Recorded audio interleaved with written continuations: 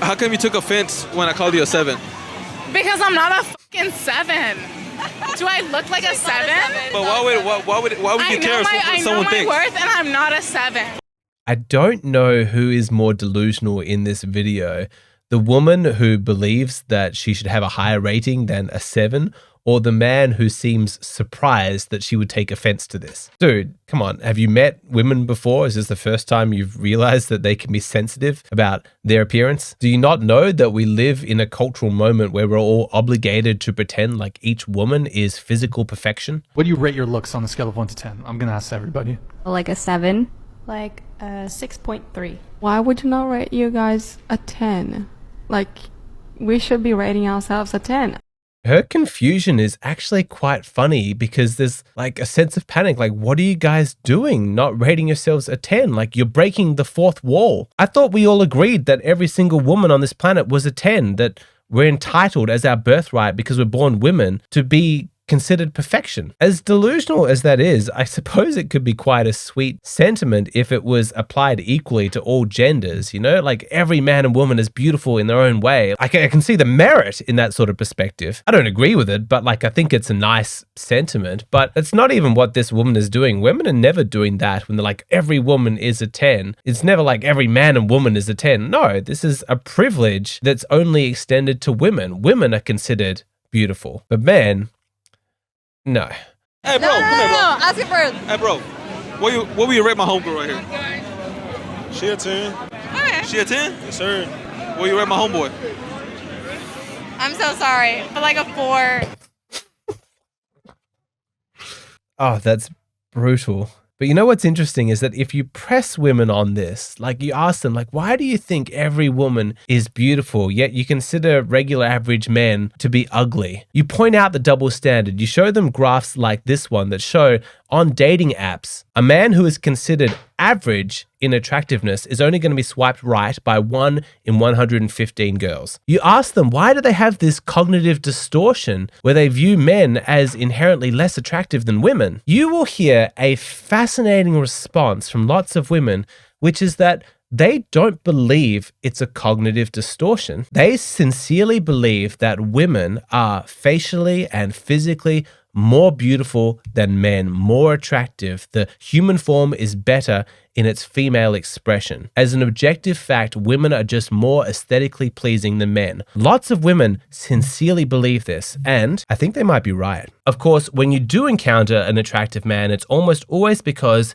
he uses Tiege Hanley to give himself fantastic skin. I'm going to talk more about this idea that women are objectively the more attractive gender in a moment. But first, I want to take a moment and tell you why I'm still so grateful that Tiege Hanley is sponsoring this channel. It's because these guys did the work to create a skincare product that is specifically designed for men. They know what men need. They know how men think. We don't want to take the time to go to some skincare shop. What a waste of a perfectly good Saturday. But if you live in the United States, Tiege Hanley will ship directly to your door. And most men are too lazy to do the research to find out what are the best ingredients for a skincare product. But Tiege Hanley's already done all that hard work for us. And as men, we're likely to forget which product we're meant to use, how much we're meant to apply at what time of the day. But they created this incredibly useful instruction card that comes with their starter box. So all you need to do is follow it and then you get great skin. People love this product. Check out these recent reviews. Great stuff. The facial products works wonders. My skin looks and feels healthy. Nice moisturizer, great face wash. The scrub feels amazing too. Really helps your skin breathe. If you haven't got a skincare routine yet, give this stuff a try. And because Tiege Hanley is sponsoring today's video, they're giving my audience a great deal. When you click on the link in the description box below and get their starter pack, not only are you going to get it at 30% off, but they're going to throw in a free gift as well. So click that link and get started today. Okay, back to whether or not women as a gender are more attractive than men. Now, I admit that I'm biased. I'm a straight dude. I'll respect some other guys' abs, but I'm not sexually attracted to them. I like women. I like their soft features. I like their curvy body. It's feminine. It's sexy. I'm into it. But that's not a surprise. Me, as a heterosexual male, I'm attracted to women. So naturally, I'm going to appreciate their female form and think that it's more beautiful than the male one. But what's interesting is that there are a lot of straight women who seem to agree with me. I've had numerous conversations with straight women in my personal life where they've told me that even though they're sexually attracted to men, they find the male body a little bit bit awkward, a little bit weird. They think the female body is more attractive. And so if men think women are more attractive, and even straight women seem to think they're more attractive, is there a case to be made that objectively that is true? While I was doing research for this video, I found an article that summarized some research done at an Australian university that I found absolutely fascinating. Let me read from it. From an evolutionary perspective, there's a selection in women to be more beautiful. The study showed that women on the whole are more attractive than men, and not only that, these more attractive women are producing more beautiful women. Attractive parents have been found to have a higher ratio of daughters to sons. For women, beauty was strongly correlated with the number of children they have, but it wasn't for men. One of the predictions is that if you are an attractive woman, you will have more daughters because being more attractive is more beneficial to women than it is to men. And why is that? Well, the research shows that men choose their mates on the basis of beauty, while women pick their partners based on behavior. Women are not primarily choosing their partners based on beauty. They're choosing their mates based on other characteristics, whereas men choose genetic success based on looks. Women often choose men based on behavior that is successful. I found that fascinating, and that's actually the first time that I'd come across this research. This idea that good-looking women are more likely to have daughters than they are sons. Like, I guess makes sense. Like, if you've got this really stunning mother and she's going to have genetics that make her children beautiful, it makes more sense to pour that beauty into daughters than it does to sons. Because with your beautiful daughters, they're going to get selected by the highest quality men because that's what men pay attention to. They pay attention to looks. Whereas if you have really good looking sons, it's not going to have that same impact, that same predictor of success, because women are going to choose their mates based on a variety of factors. Intelligence, status, wealth, all of that stuff. Now, I understand in the modern world, there's a very compelling case to be made that says that women are paying close attention to male looks, but evolution didn't take place in the era of Tinder. Back in caveman days, a man's good looks were considered more of a luxury than a necessity. But men do, and always have done, value the looks of a pretty woman. And that's how evolution works. That's how the sexual selection process unfolds. When men pay really close attention to a woman's appearance, and women notice that men are choosing the prettier women, then they start to pay more attention to their own appearance. And then evolution takes over, and generation after generation, it keeps making improvements, keeps reinforcing that. And so is it conceivably possible that evolution over enough time has made women the more attractive gender because that's what they were judged by? Maybe. I mean, at the very least, it makes sense why women are so sensitive to comments about their appearance, because so much of their self-worth and their perspective on their own success as an individual is going to hinge on based on whether or not they're attractive. So even though a 7 is not really a low rating, it makes sense that this woman is pissed, because criticizing her looks, saying that she's not perfection, is going to hit a really painful spot, because that's what women are judged by. Now, if you tell a woman, you don't look like you could defend yourself in a physical fight, or I don't really see you as a leader, those comments are probably going to sting a little bit, but there's lots of women who'll just shrug it off. She'll say, okay, I mean, I don't really care. You tell those things to a man though, and it's going to hurt. You tell him, I don't think you could defend yourself in a fight, or you don't really have many leadership qualities. It's going to sting because it hits our masculinity, because that's what men are judged by, our strength, our leadership. We know that that's what women pay attention to when trying to choose a mate. And so if we're judged to be deficient in those areas, it stings, because it's basically saying your survival prospects, your capacity to pass on your genes is looking a little bit dicey. So it makes sense when criticizing a woman's appearance that she's going to be really offended, because so much of her life prospects depends on it. And that's probably what's behind this cultural pressure to protect women's feelings and pretend like all of them physically are a 10. And I guarantee there's never going to be a corresponding movement pretending like every single man is a perfect 10. But then what about those women who gave themselves a rating lower than a 10? Let's watch that clip again. What do you rate your looks on a scale of 1 to 10? I'm going to ask everybody. Like a 7. Like 6.3. why would you not rate you guys a 10? Like, we should be rating ourselves a 10. Now, this part is really interesting. These women have rated themselves as a 7 and a 6.3. Now, listening to that, you might be tempted to think that they understand how you feel as a man. You're thinking, I also don't rate my looks as a 10. I don't think I'm physically perfect, and that makes me a bit insecure. And look, these women are the same as me. They're rating themselves 6s and 7s. I guess we can kind of understand each other here. We're all the same, really. Wrong. A woman 7 is completely different to a man 7. Whether or not you dispute the claim that women are objectively the more attractive gender, you cannot dispute that society places a lot greater emphasis on female appearance than male appearance. Remember this graph? An average guy, not an ugly guy, but a guy who's considered average in appearance, only gets swiped right 1 in 115 people. A man who is a 7 out of 10 is practically invisible to women. Do you think that this woman who rates herself as a 7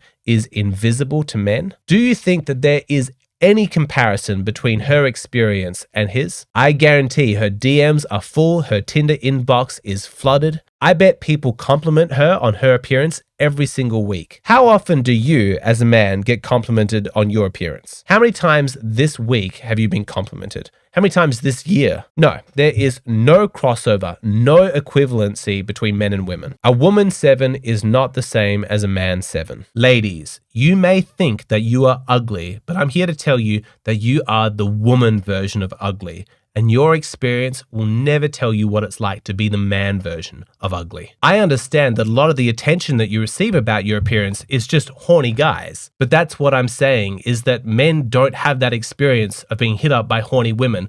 Men and women are having a completely different experience. You can't relate. Maybe ugly is a word that we should only use for women. Like, there are ugly women, and there's actually a stage below that we should use for men, and we should call it invisible. You can be an ugly woman and you can be an invisible man. So ugly that nobody even notices you. The fact is, women have a prettiness privilege. It's like a bubble that surrounds their feminine experience of the world. They're never going to understand the male experience of ugliness as it becomes invisibility, just in the same way that a man is never really going to understand what it's like to be a woman, to be judged so exclusively based on your appearance, and how frustrating that must be. And to that end, I actually feel really sorry and compassionate for sincerely ugly women. I'm not talking about women who are ugly, but they don't necessarily have to be. If they just lost weight and didn't, shave off their hair. But sincerely ugly women who are just genetically unfortunate looking and there's nothing they can do to improve it. I feel really sorry for those women. It must suck to have so much of your approval from society based on your appearance. And there must be days where you're just desperate for somebody to notice your intelligence, your humor, your accomplishments. And you would just wish that for once, men could be attracted to you for your salary and not for your body. And that sucks. Like, for those women, I feel a lot of compassion. I'm really sorry. Men are never going to be attracted to that. And you've kind of drawn the short straw. And that's why I have a unique compassion for ugly women. And some people will ask, Alexander, I don't understand why you're making this gendered. Isn't it exactly the same for ugly men? Surely you've seen all the internet experiments that show just how much a man can get away with if he's really good looking. No, I don't see it as the same. I have a different context that I place all of the black pill male look stuff in. It is such a difficult thing to argue against, like, the data about looks or about height or any of the black pill stuff, because they're actually pointing to very real phenomenons. The data is there and it supports it. And I think that can make people a little bit frustrated when they hear me say that, because I acknowledge the accuracy, all of that data, but I don't really talk about black pill stuff very often. And there's a very important reason for that. It's because looks matter in a very specific set of circumstances, and that's not really where my focus is. So if you're going out to the club, or if you're on Tinder and you're just swiping people and women are looking for a man they can have a one-night stand with, I think looks matters hugely. I don't think it's ever mattered as much as it does now. But how often in this channel are you ever going to hear me encouraging men to go on Tinder or to go out to the club or to pursue a promiscuous lifestyle? That's not where my value system is. That's not the kind of masculinity that I'm encouraging men to develop. I'm talking more about long-term relationships with high-quality women so you can eventually have children. And where do you meet those kinds of women? Not on Tinder, not at the club. When you're looking for a woman to have a long-term relationship with, it should be coming from within your life, from within your social circle, from within that group of people who you know has similar values to you. And that's what's important, is that when you're meeting people through like your social circle, and it's not just like instant swipe, instant gratification, trying to get laid, when you actually have the time in a non-pressured setting to get to know people's personalities and values and sense of humor and all of that stuff, looks matters so much less. Hopefully this is obvious that a woman who's swiping through Tinder and she has 300 men in her inbox already, just seemingly like endless options, and she sees a guy who has a facial feature that's like not perfect for her, why would she swipe right on that guy? She's got heaps of other options. She doesn't know anything else about him. But if she was to meet that same guy as part of her circle of friends on some Sunday barbecue or Saturday at the beach, and she chats to him and he makes her laugh and the two of them get along really well, then she's probably going to overlook that small facial feature that wasn't perfect. And I think that's why it's difficult for me to really pay that much attention to the black pill kind of stuff, is because I never had a lot of experience in that. I had my time when I was like learning game and I was going out and things like that. But for the most part, I found that if I was sophisticated enough with my flotation techniques, I was successful. But it's not even about that. I was never into that short-term dating, like just casual sex lifestyle. I was looking for a high quality girl so that I could get out of the dating market and start my life. And when you're playing in that arena, your looks don't matter nearly as much. And so without that personal feeling, I suppose you could call it a bias, of really feeling like my looks and my height held me back from achieving my goals, when it's not personal to me, it's difficult for me to really get invested in that black pill look stuff. I can see the data, I can agree with it, but to me, I also think that it's important to put that into its proper context. And I think what concerns me most is that because the data does exist and it could be a possible explanation, it's very easy to just get hooked on that because it has a sort of get out of jail free sense of responsibility. Like if everything that has plagued me as a problem in the dating market, every one of my attempts to get a girlfriend has failed, and it's because of my appearance that I can't change or my height that I can't change, well then in a sense that's a little bit of a relief because it frees me from really having to do much of the work. I'm not saying this applies to every man or even most men, but you can understand there's a certain personality type of guy who would prefer that explanation because it excuses them of the responsibility of working on those other areas of life. And so even though we've seen those Tinder experiments that show that if a guy is good looking enough, he can get away with really atrocious game, even admitting to crimes, and women will still want to be with him, that doesn't in any way prove that a man who is not good looking or not tall is doomed to not be successful in relationships. And again, I have to relate to my own experience. When considering the average height of men in Australia, I'm below average. Wheat Waffles rated me a 5 out of 10 in terms of looks, so I'm not the best looking guy. And I never felt like my looks were holding me back in the dating market. I found an awesome high quality woman to have a partnership with, and even before that, when I was learning game and pickup, I was dating good looking women. Women paid attention to more than just my looks, my confidence, my social skills, my sense of humor, my intelligence, my goals, my ambition. And so therein lies my test for anybody who's really deep down the black pill looks rabbit hole. Okay, you're convinced that it's your appearance that's holding you back from being happy. I'm willing to be convinced by that, but here's my condition, which is that you need to excel in every other area that women find attractive. If you clear yourself of all of your mental health issues and you're no longer carrying any trauma or anxiety or depression, if you become successful in your career and make good money, if you work out and have a really good and toned gym body, if you're funny and smart and creative, if you have good social skills and people enjoy being around you, if you do all of that stuff and become a high quality man in every other area, and even though you have spectacular game, you're still unable to attract women, then consider me convinced. At that point, I'm like, yeah, all the other factors have been ruled out. The only thing that's left is your appearance. And I would find that very convincing. But please don't expect me to agree with your diagnosis that the only thing holding back is your appearance when you haven't done the work on all those other things. To me, that's a perfectly reasonable test to apply. Now, with this video, I've probably pissed off a lot of like black pill devotees who are going to be really, really angry at me. And I don't really know what to tell you. Hopefully, at the very least, you respect my honesty. This is actually how I feel about this stuff. And if you think that I'm wrong, feel free to tell me in the comments section. I feel like I'm open-minded. Who knows? Maybe you'll be able to convince me.